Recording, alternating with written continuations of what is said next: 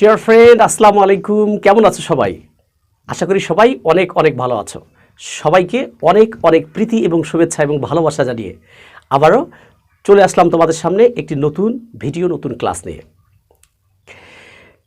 This is MR Bakul with you once again and you are watching top class education 15।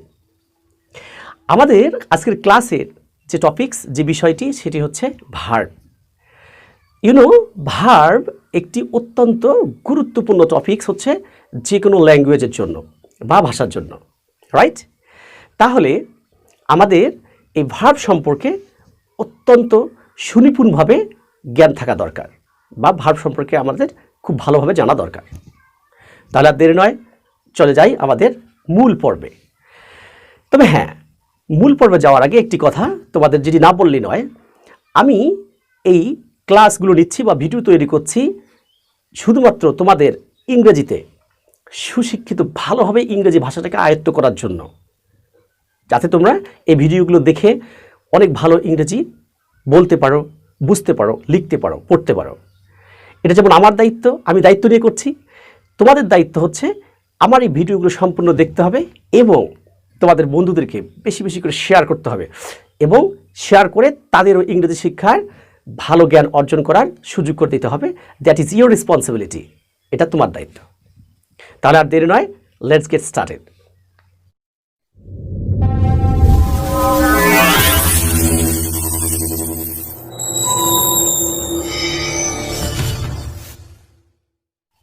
Viewers, verb কি? প্রথমত জানতে হবে verb কি। আমরা আসলে সকলেই জানি যে ভার্ব হচ্ছে কোনো কিছু করা, কোনো কিছু করাকে আমরা ভার্ব বলে থাকি। That's right. আচ্ছা, তাহলে ভার্ব যখন কোনো ইংলিশ ওয়ার্ডের অর্থের মধ্যে বাংলা অর্থে আমরা করা, যাওয়া, হওয়া, খাওয়া, আসা ইত্যাদি দেখব, তখন বুঝতে হবে এই ওয়ার্ডটি একটি ভার্ব, রাইট? আচ্ছা, এখন আমাদের জানতে হবে ভার্ব কত প্রকার।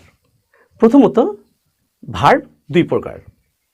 Number 1, finite verb. Number 2, non finite verb. এবার আসো, ফাইনাইট ভার্ব কি? ফাইনাইট ভার্ব হচ্ছে এমন একটি ভার্ব বাক্যের সাবজেক্ট এবং টেন্স এর পরিবর্তনের সাথে সাথেই যে ভার্বের পরিবর্তন হতে পারে সেটি হচ্ছে ফাইনাইট ভার্ব। আর সহজভাবে বলতে গেলে সাবজেক্টের পরেই যে ভার্বটি আমরা লক্ষ্য করি সেটি হচ্ছে ফাইনাইট ভার্ব। তাহলে নন ফাইনাইট ভার্ব কি? নন ফাইনাইট ভার্ব হচ্ছে যে ভার্ব সাবজেক্ট এবং টেন্স এর পরিবর্তনের কারণে তার কোনো পরিবর্তন হবে না, সেটি হচ্ছে নন ফাইনাইট ভার্ব। আমরা যদি এক্সাম্পল দেখি তাহলে আমরা এই বিষয়টিতে আমরা অনেক ভালো সুন্দর ক্লিয়ার হতে পারবো। Okay, so look at the board please. Friends, আমরা এক্সাম্পলগুলো লক্ষ্য করব। তোমাদের সুবিধার্থে আমি লিখে রেখেছি। ভার্ব প্রথমত দুই প্রকার, finite verb, number 2 non finite verb. এক্সাম্পলগুলো হচ্ছে, লক্ষ্য করো, I go to the stadium to enjoy the cricket match. 2 নম্বর উদাহরণে দেখা যাচ্ছে, he goes to the stadium to enjoy the cricket match. 3 নম্বর উদাহরণ, example, we went to the stadium to enjoy the cricket match. এই বাক্য তিনটিতে আমরা কি লক্ষ্য করছি? লক্ষ্য করো, আইয়ের পরে যে ভার্বটি রয়েছে গো, এই গো একটি ফাইনাইট ভার্ব। দ্বিতীয় উদাহরণে, এক্সাম্পলে, আমরা যেটা দেখতে পাচ্ছি সেটা হচ্ছে, he goes to the stadium to enjoy the cricket match. এখানে ওই গোজ হয়ে গেছে, কারণ এখানে আয়ের কারণেই কিন্তু হয়ে গেছে গো, এবং এখানে he third person singular number হওয়ার কারণে গো হয়ে গেছে গোজ। সুতরাং পরিবর্তন আমরা দেখতে পাচ্ছি। 3 নম্বর এক্সাম্পলে আমরা দেখতে পাচ্ছি, we went to the stadium to enjoy the cricket match. এখানে সাবজেক্ট হচ্ছে উই, তারপরে যে ভার্বটি আছে সেটি হচ্ছে ওয়েন্ট। গো এর পাস্ট ফর্ম হচ্ছে ওয়েন্ট। তাহলে বোঝা যাচ্ছে এখানে সাবজেক্টের পরিবর্তনের কারণে গো হয়ে গেছে গোজ এবং ওয়েন্ট, এবং টেন্সের পরিবর্তন এখানে আমরা লক্ষ্য করছি। এই যে 3 নম্বর এক্সাম্পল দেখতে পাচ্ছি যেটা, সেটি হচ্ছে যে এটি টেন্সের কারণেই, পাস্ট টেন্স হওয়ার কারণেই গো ওয়েন্ট হয়ে গেছে। তাহলে আমরা বুঝতে পারলাম এখানে গো, গোজ, ওয়েন্ট এই তিনটি হচ্ছে ফাইনাইট ভার্ব, রাইট? আচ্ছা, তাহলে আমরা এবার দেখব যে নন ফাইনাইট কোনটি। এই বাক্যে আমরা একটি জিনিস দেখতে পাচ্ছি, সেটি হচ্ছে two enjoy the cricket match, two enjoy the cricket match, two enjoy the cricket match. এখানে যে এনজয়, দেখো তিনটি উদাহরণেই বা এক্সাম্পলেই কিন্তু আমরা এনজয় দেখতে পাচ্ছি সেম ফর্মে আছে, অর্থাৎ কোনো চেঞ্জ হয়নি এর। লক্ষ্য করো, এনজয় আছে, এনজয় আছে। তাহলে আমরা বুঝতে পারলাম এই গো হচ্ছে, এটি হচ্ছে ফাইনাইট, টু এনজয় অর্থাৎ এনজয়, এটি হচ্ছে non finite verb. Is that clear? আশা করি তোমরা বুঝতে পেরেছ। আচ্ছা, এবার আসো ফাইনাইট ভার্ব, ফাইনাইট ভার্ব। ডিভিয়ার্স, ফাইনাইট ভার্বকে আমরা দুই ভাগে বিভক্ত করতে পারি। নাম্বার 1 প্রিন্সিপাল ভার্ব অর্থাৎ মূল ভার্ব, প্রিন্সিপাল ভার্ব বা মূল ভার্ব। নাম্বার 2 হচ্ছে অক্সিলিয়ারি ভার্ব, অক্সিলিয়ারি ভার্ব। তাহলে আমরা কি দেখতে পাচ্ছি? ফাইনাইট ভার্ব হচ্ছে দুই প্রকার, প্রিন্সিপাল ভার্ব বা মূল ভার্ব। আমরা লিখতে পারি বাংলায় মূল ভার্ব ভি, আমি একটু সংকেত দিয়ে দেখাচ্ছি তোমাদের। এটা হচ্ছে সাহায্যকারী ভার্ব, হেল্পিং ভার্ব বা সাহায্যকারী ভার্ব, সাহায্যকারী ভার্ব, রাইট?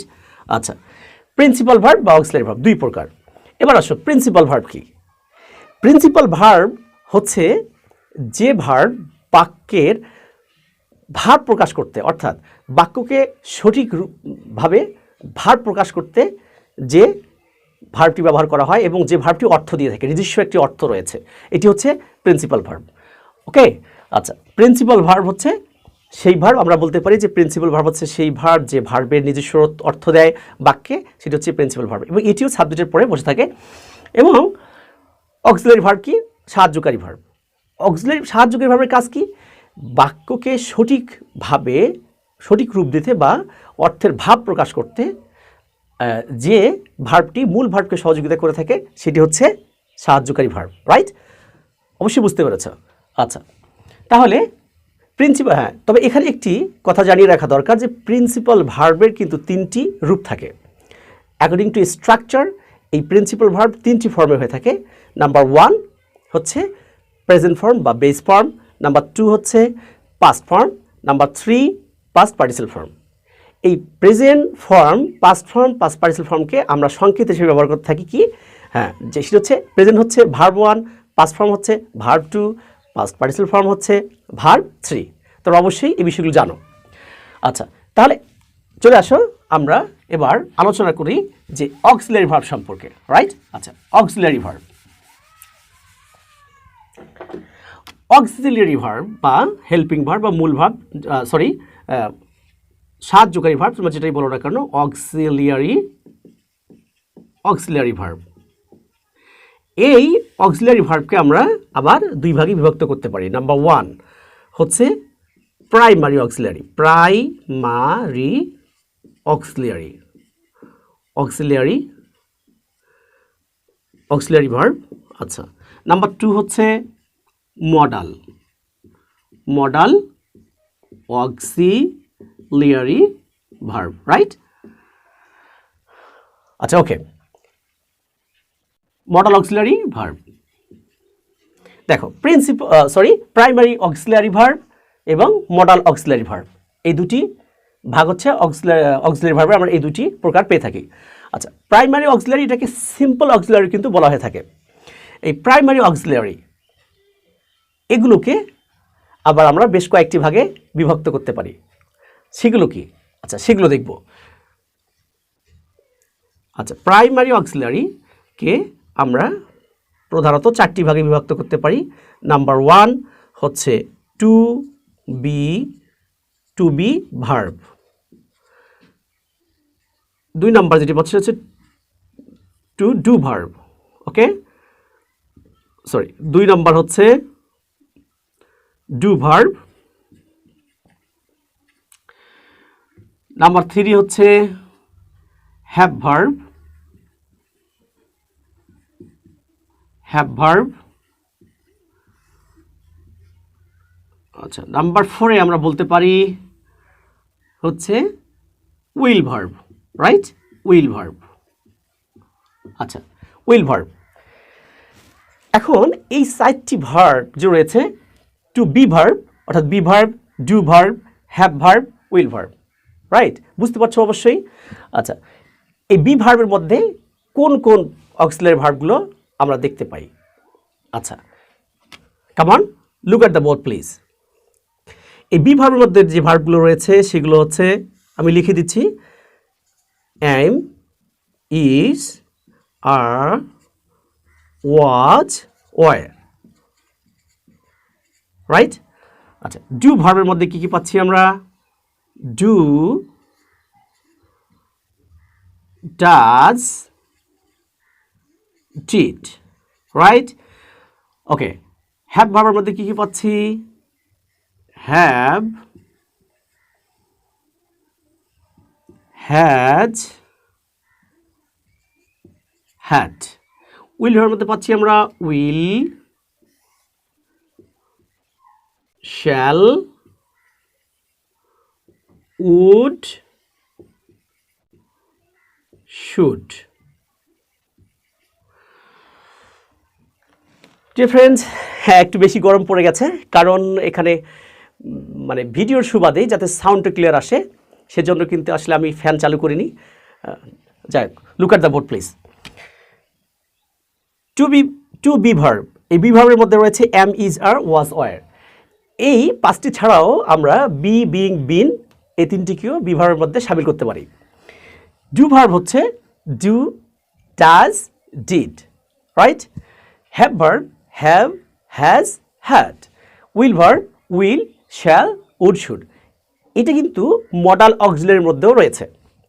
এই মডাল অক্সিলারি ভার্বগুলো আমরা পরবর্তী ক্লাসে সুন্দরভাবে আলোচনা করব, কারণ মডাল অক্সিলারি ভার্ব এমন একটি ভার্ব, এই ভার্বগুলো ইউজ করে খুব সুন্দর সুন্দর করে সেন্টেন্স মেকিং করা যায়, এবং আমাদের যে প্র্যাকটিক্যাল লাইফ, আমাদের চলাচলের পথে কমিউনিকেশনের ক্ষেত্রে যেমন আমরা চ্যাটিং করি, তখন কিন্তু এই মডাল অক্সিলারি ভার্বের কিন্তু গুরুত্ব অপরিসীম। সেক্ষেত্রে আমরা এই মডাল অক্সিলারি ভার্বগুলো প্রতিনিয়তই ব্যবহার করে থাকি। সেজন্য পরবর্তী ভিডিওতে আমি তোমাদের মডাল অক্সিলারি ভার্বগুলো লিখে দেব, এবং এগুলোর ব্যবহার, প্রত্যেকটি ব্যবহার আমি তোমাদের দেখিয়ে দেব, যাতে করে তোমাদের ইংলিশ স্পিকিংয়ের ক্ষেত্রে কোনো প্রবলেম না হয়। ওকে, তো ভিউয়ার্স, আজকে আমরা দেখতে পাইলাম, আজকে আমরা যেটি বুঝলাম সেটি হচ্ছে ভার্ব সম্পর্কে যতটুকু আলোচনা করলাম। অবশ্যই এগুলো তোমরা ভালো করে লক্ষ্য করবে এবং আমার ভিডিওটি সম্পূর্ণ দেখতে হবে, তাহলেই পরে কিন্তু তোমরা ভালো বুঝতে পারবে, এবং পরবর্তী যে ভিডিওগুলো আসতেছে সেগুলো তোমাদেরকে দেখতে হবে, তাহলে তোমরা ভালো ইংরেজি শিখতে পারবে, স্পিকিংয়ের ক্ষেত্রে, রাইটিংয়ের ক্ষেত্রে, রিডিং এবং লিসেনিংয়ের ক্ষেত্রে, রাইট?